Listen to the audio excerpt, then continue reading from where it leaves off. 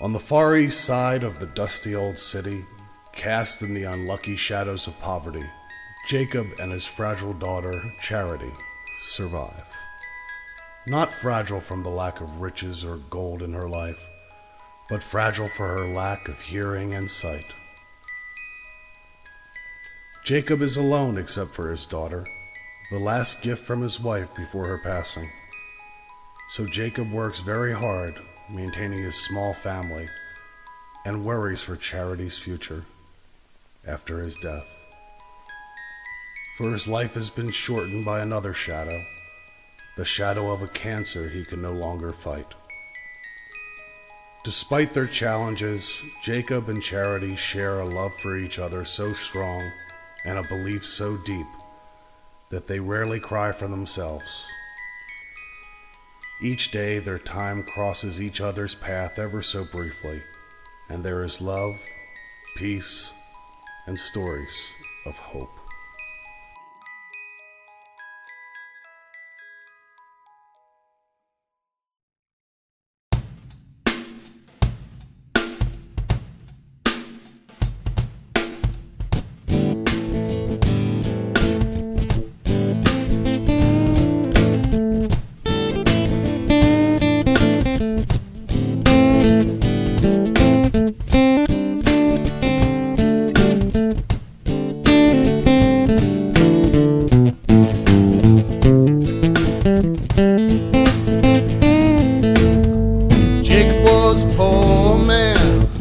Lived on the east side, couldn't be a rich man, never even tried. Had himself a little girl, a gift from his wife, the last gift she gave to him before she died.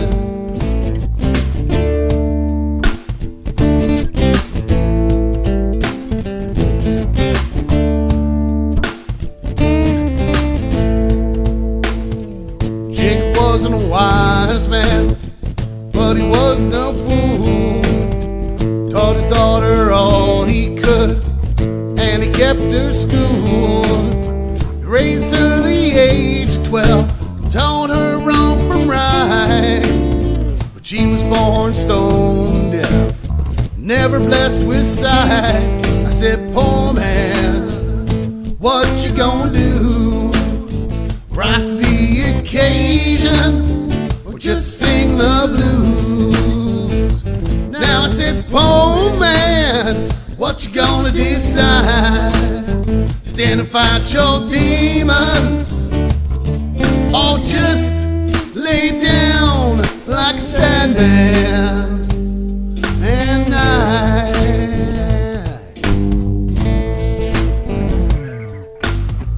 Jacob learned last year that he was short to die. Doctor looked at him and said, here's where you cry. Jacob cracked a smile and said, Doc, you just don't see. This cancer taking my life won't be the death of me. I said, poor man, what you gonna do? Rise to the occasion, or just sing the blues. Now I said, poor man, what you gonna decide? Stand and fight your demons, or just lay down like a sad man and die?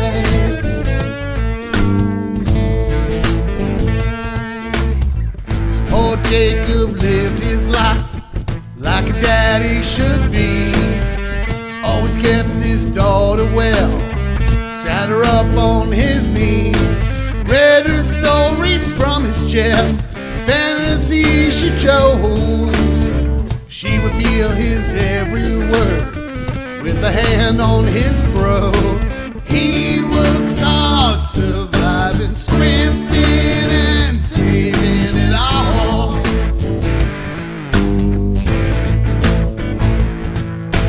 Legacy creating, living until night calls.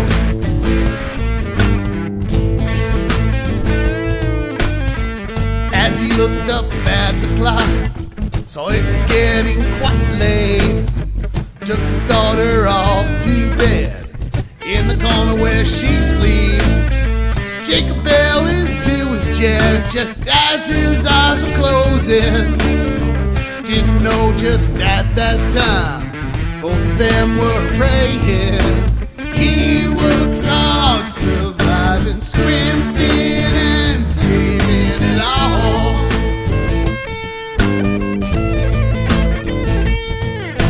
Legacy creating, living until night calls.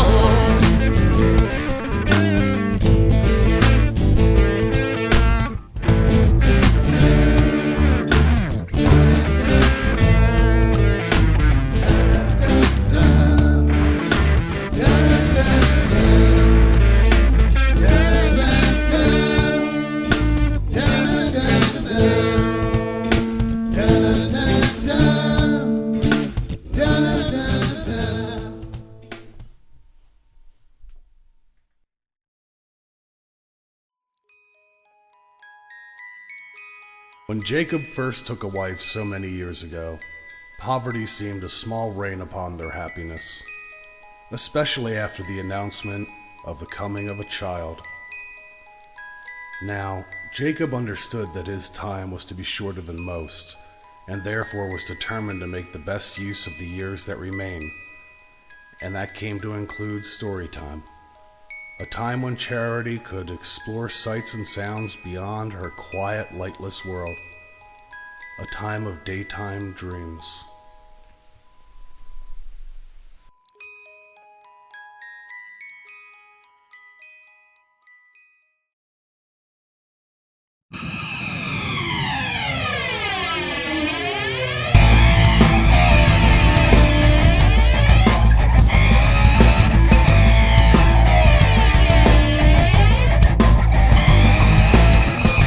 There's a silence in her eyes.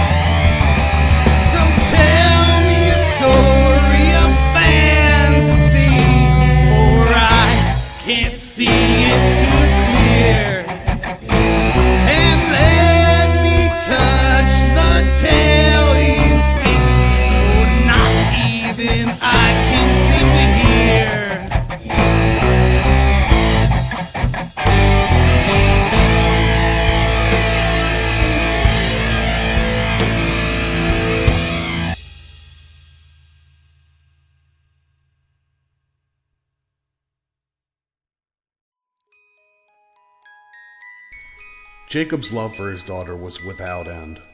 He raised her as best a man of his condition could, and worked many jobs to provide a future of some comfort for Charity when the reaper would come to touch upon his shoulder. Jacob knew that without family, friends, or wealth, Charity would become a child of the system, another forgotten number. This, above all other things, possessed Jacob's every thought. If only there was a way to provide for Charity after his death. Each night when Jacob arrived home, Charity would sit upon his lap and present him with her chosen storybook. Jacob would kiss his little girl on the head, and though so tired, read to her a single chapter.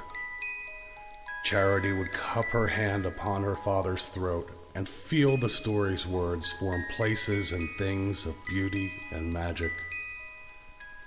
This night, Jacob closed the book early, as the two had an appointment at the clinic in the morning.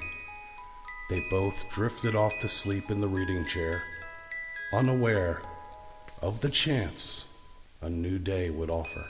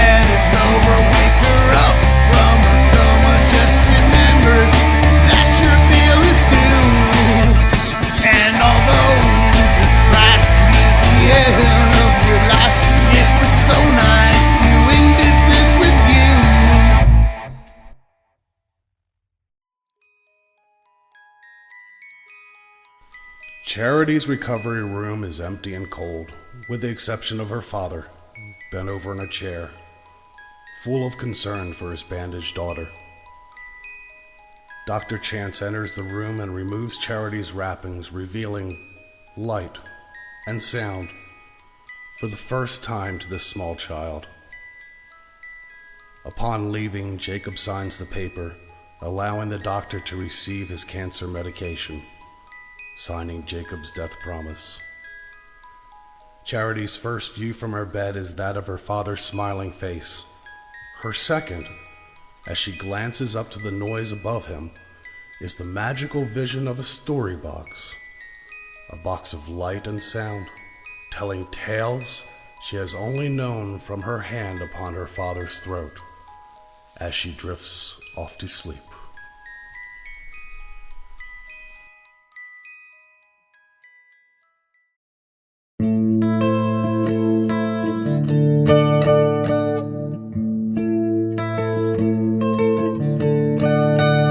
Such a captivating view of the echoes I see, animated pictures of reality.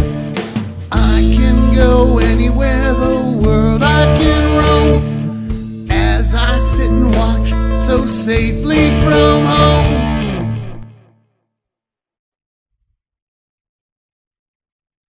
Tantalizing tales of my cartoon friends.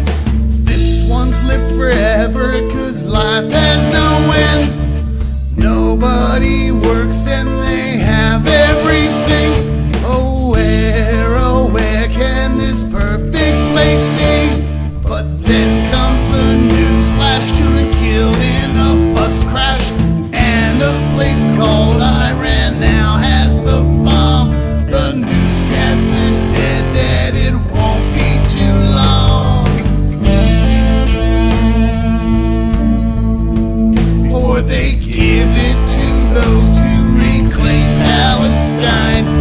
Even if all of this real has to die alone.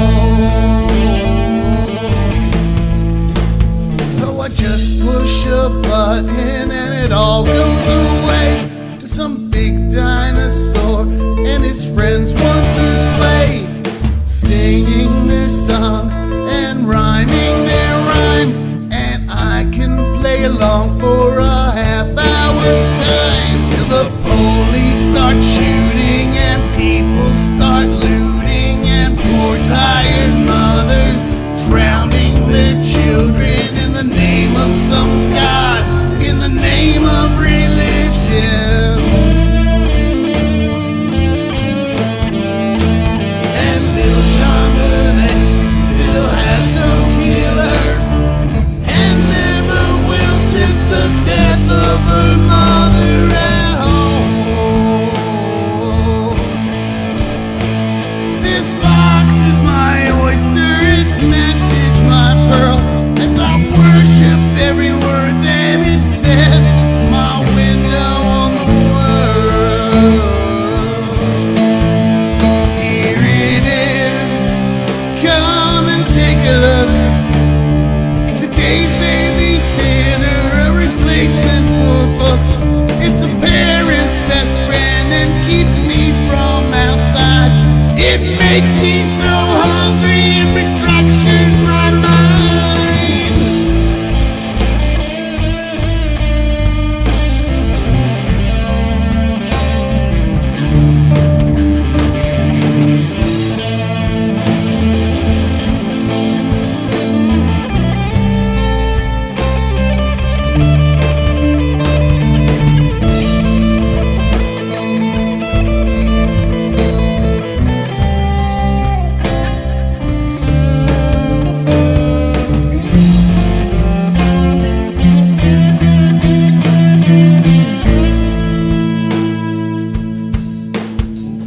So I close my window and pull down the shade as the glow of the box begins to fade.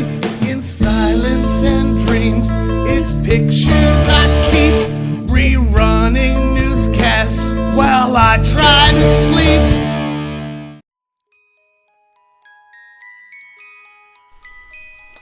Yet again having trouble reaching sleep in her home, Charity awaits Jacob's return from work. Jacob, too tired from his day to read to Charity, is nearing his death. especially without the sustaining properties of the medicine traded to the good Dr. Chance. As Charity climbs into Jacob's lap in the reading chair, Jacob notices again Charity's sad face as he drifts off to sleep.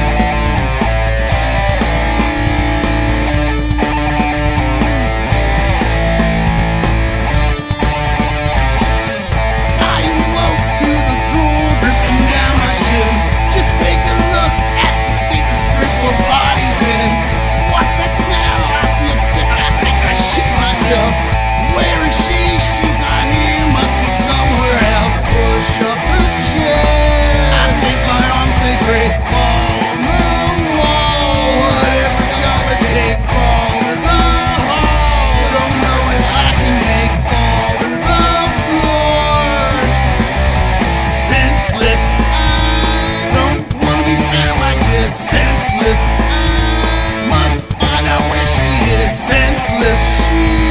Should have already been at school. Maybe she's in the bathroom. So I push up the door, staring right at her. My little girl looking deep into the mirror. All my calls she ignored as I caught my breath.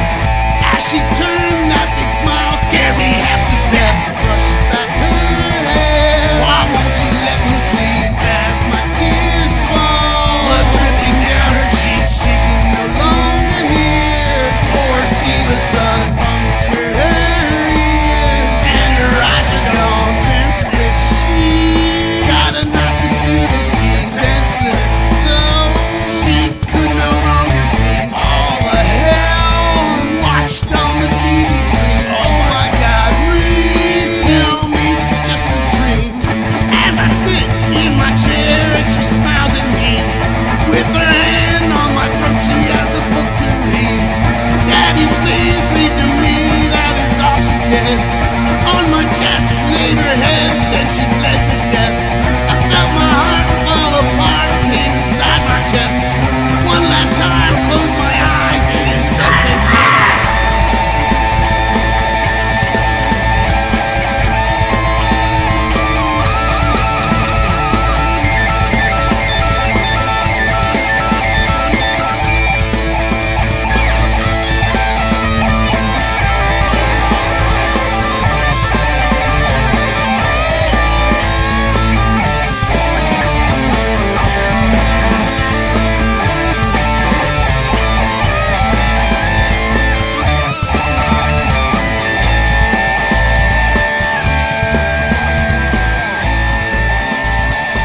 War on terror continues as NATO presses Iran to expose the complete Europe regarding the nuclear capabilities.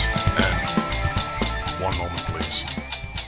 And this just in, Jacob Marley and his daughter were found dead today in their East Side home. Investigators have not found the girl's eyes, which were somehow...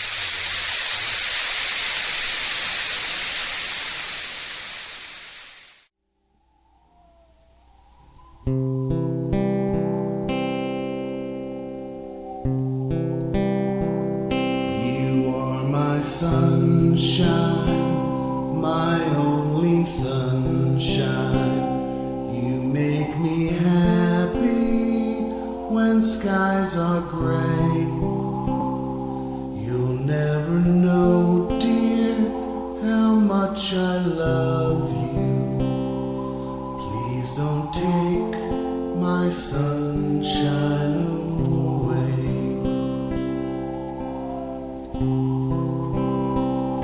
Yesterday morning I saw you crying. I was too tired to ask what's wrong, so I said a prayer and asked that later we would have some time to talk.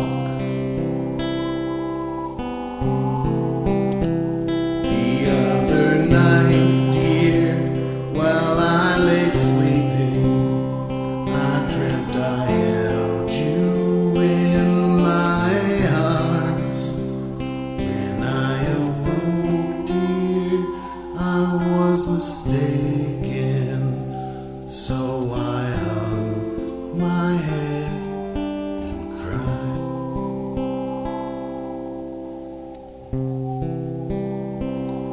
As you sit here, dear, again I'm sleepy. Your eyes full of sorrow. Although I love you, I fear I'm dying. I hope I'll read to you tomorrow.